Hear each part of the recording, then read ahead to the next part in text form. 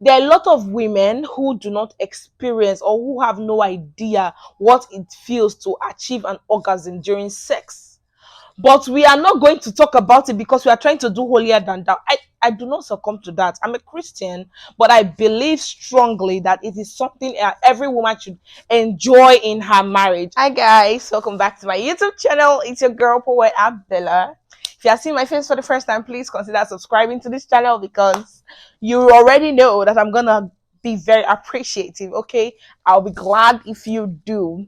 Anyways, guys, for all of my OGs, you all know it's your girl Poet Abdullah, and you're watching Moments with Poet. Guys, see, on today's video, I'm basically, in case you don't know, Nelo Okeke just released one of our episodes from Loudly Woman.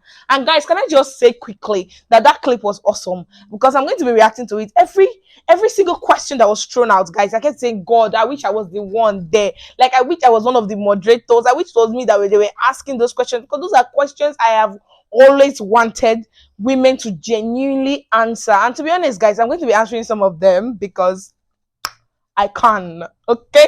Maybe one day Nelo will notice me, but until then, I'll be reacting to our videos so she'll see like, okay? Anyways, guys, one of the questions that was asked in that episode was that for women, after marriage, do we feel hindered? Do we feel like there's something that we should have done with our lives that we didn't get to do because we got married? I know this is not a question that most women would genuinely answer, but I feel like it is very important that we do, right? Take, for example, I'm going to answer the question by myself when I say that for me, I've always seen myself like an ambitious person. I am very, very ambitious when it comes to making money. My head is working like clockwork. Like, what's the next? What is the next achievement am I going to achieve? How am I going to get the next paycheck? How am I getting the next money back? Do you understand? Like, when it comes to money, I used to tell people I have a passion, but it's what pays the bills. Like, basically, what gives me the most money I'm going to do, right? That's why I'm here on YouTube to make money. And I'm not making any money yet, but one day I will, right? So until then, we keep grinding. Basically, I'm an overachiever. Yeah, I can call myself an overachiever. I can say for a fact that I like to work, right? So one thing I can say for fact is that marriage slowed that pace. Before I was like, do you get like one after one achievement, I just finished celebrating. I'm moving on to the next, like on to the next, on to the next, on to the next. There's no time to be sloppy. There's no time to, as long as the money is there to be made, I'm ready to make it. I'm that kind of person, be it in my professional career, in my business. That's how I am. I'm always a go-getter.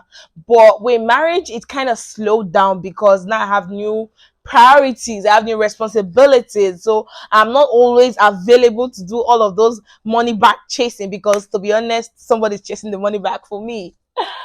So the urge to relax and be taken care of kind of is now more than the chase the money back kind of mindset. Do you understand? So that's how it is for me. Yes, I'm still a working mom. Yes, I still go out every day to look for my daily bread, but I feel like the tenacity with which I chase that dream has reduced. And often find myself um placing my priorities, my personal priorities, second place to my family, right? I would always choose that in any single opportunity given. I would always choose my baby first. I will always choose my husband first before I think of my personal goal and career. So that's what I would say. I wouldn't really say it's I know personally I feel like some people think that holding on to my dreams and putting them aside and all of that stuff.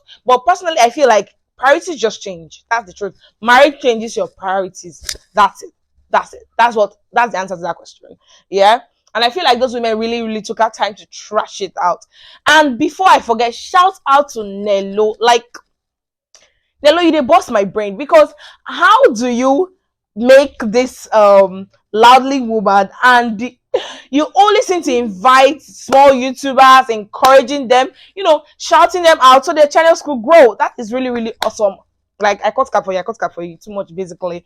Okay, guys. So the next question is, The next one I'm going to trash, okay, is another thing that women do not talk about. And that's why I'm trashing it. The question was, after marriage, have you met any person that you would have wished you settled down with because this person seems to have more prospects than the man you chose to marry as your husband? Guys, the truth of the matter is there's always going to be someone that's more perfect than your man. Do you understand? Whether you like it or not, and if you are not contented, you will keep wish washing. What I'm going to say to answer this question is, remember why you married this person in the first place. Because there's one thing this lawyer lady said, I've forgotten her name now. There's one thing she said that got my attention. She said that the man did not only marry you, you married the man, right? Meaning you chose. You had an option to say no. As a matter of fact, even after you've accepted the ring and you said, yes, I will marry you out of excitement, out of all of the excitement, you still took out time. There was still a planning phase before the wedding. You took out time to check, make this guy like, okay, does he check this box? Does he check this box? So you took out time to actually marry this guy. So you know why you married him, right? Good. Now, if you've taken your time out to make all of those decisions and say, okay, I'm marrying this guy, always remind yourself that this is why I married him. And to be honest, if I'm going to answer the question, the answer is no. Hey, there's nobody. Do you get? There's nobody out there that I won't say is not as good as my husband. There are probably people that are better than him. Do you get? But the reason why I married him, I've not seen anybody that is still going to beat it till tomorrow. Nobody. Do you understand?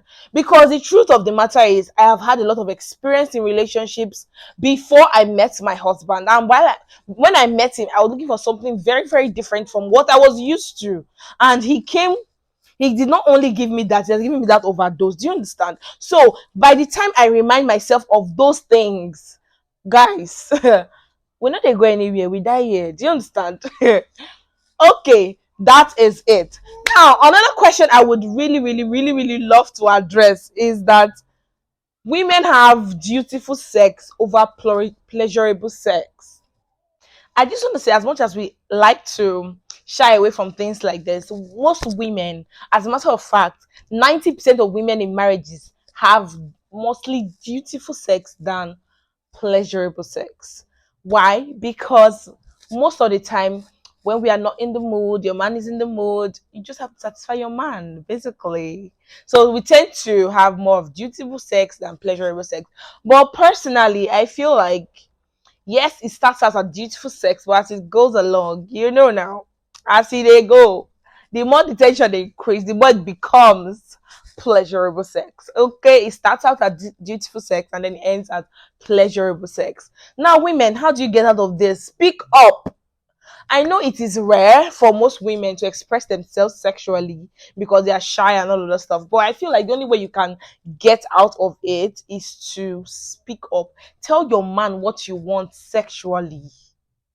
Even if you don't know how to say it verbatim, like to say, okay, I want you to touch me here, I want you to do this while you are touching there and all of that stuff, you can move the man's hands when while he's getting busy. You can, okay, put your hand here, put your hand there, or say these things to me. Do you understand? Like in the heat of the moment, nobody they think straight. Everybody go they do whatever they do, right? That's how you transform dutiful sex to pleasurable sex, and that way it doesn't seem so overwhelming anymore. Okay, guys, another question I would like to answer is, how is sex life? How is your sex life immediately after giving birth? Like either vaginal birth or C-section. How is your sex life after that? I'm going to say out of experience that for me it changed, right? It changed initially. Yeah, I'm going to say initially because during my pregnancy, I was at my peak of my libido, right? It was up here, like my libido was on the rage. But immediately I gave birth, it kind of toned down massively, so much so that it even went lower than I was before I got pregnant, right? But with time, it started picking up. And I remember Nelo was asking which they prefer, cesarean section or vaginal birth. Haven't experienced both because some of the women have experienced cesarean section while others have experienced vaginal birth. But I would say I haven't experienced vaginal birth. It's not so bad in the sense that I could get on my wagon barely 3 weeks after giving birth, right? By my wagon, the matters of the other room, right? Sex. I basically went back to having sex by say 3 weeks after giving birth because I had healed, right? Mind you, I had a tear. Yes, I had that tear, but I had healed. I went back for checkup and I was good to go. But you know how the doctors now they'll say she said 6 weeks. I was like, my guy, 6 weeks call, 6 weeks me. I could not wait that long, to be honest. So by 3 weeks, I was back on my wagon. It didn't pick up like as much as I thought it would, but I went back on basically because I was not about to starve my husband that long.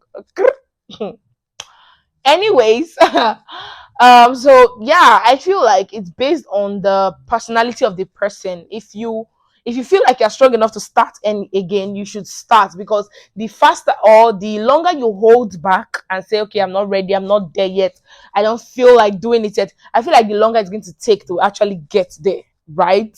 So like I said, it's different from different women. Some people, they just get back on and their libido is like on the peak again, but for me, it wasn't like that. Like the other lady said, we took time to clap before we could actually start dancing. Okay. The last question I'm going to handle up in here is seeing how you handle um conflict situation. How do you settle it in marriage? And a lady was giving her opinion on how she would rather call in someone that the husband respects, like a mentor or um an older relative, because her husband is really big on respect, while other person is saying that, okay, no third party, we're gonna talk it through and all of this stuff.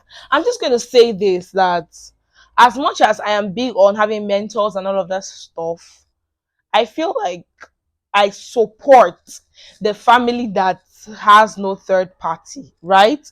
I feel like you should only bring in a third party to sort it out when the situation is critical, as in we feel end this marriage tomorrow kind of critical, like we feel not do again kind of critical. I feel like it's at that point that you tend to want to bring in a third party. I feel like you have to be on that thin line of make it or break it before you bring in your third party. All right, guys, I hope you enjoyed listening to me blab and reacting to Nello Okeke's video, because you guys, I can't even overemphasize this. That entire clip was very, very educative. I feel like if women are more outspoken about themselves, about their sexuality, a lot of things will be easier for the upcoming generation, because I'm sick and tired of us lying or pretending that some things do not exist. For example, there are a lot of women who do not experience or who have no idea what it feels to achieve an orgasm during sex. But we are not going to talk about it because we are trying to do holier than thou. I do not succumb to that. I'm a Christian, but I believe strongly that it is something every woman should enjoy in her marriage. As long as you can make your husband achieve um his own ejaculation, I do not see any reason why you shouldn't experience orgasms. Then if your spouse is not doing that, teach him how you want him to do it. Stop doing all this shy shy muke muke, because it will not help you, because it will only end up building resentment, that you start getting upset before you know you are resentful, before you know you're starting thinking of cheating and all of that stuff. These are things you can avoid by having a simple conversation. If your spouse is not the person that is willingly into other serious sexual activity, there are ways that you can make them buy the idea. I do not have any academic backing. I'm not a professor on this matter, but I believe that it is your right to achieve an orgasm during, or rather, during sex in marriage. It is every woman's right. So if you're not having that, feel free to have the conversation with your spouse and discuss ways that you can achieve that. Not go they let the man they go press button like say you be laptop. If you know how you get there, tell him how you get there. Stop being quiet. You should be bold about your sexuality and how you enjoy it. Okay? I am poor Abila and I just want to make common sense. All right, guys, I hope you enjoyed today's episode of Moments in Power. Please do not forget to subscribe to my YouTube channel, turn on your bell notification so you get notified whenever I post a new video, like and subscribe. Oh, please, guys, comment down below. Okay, until me next time in my next video, it is adios from me.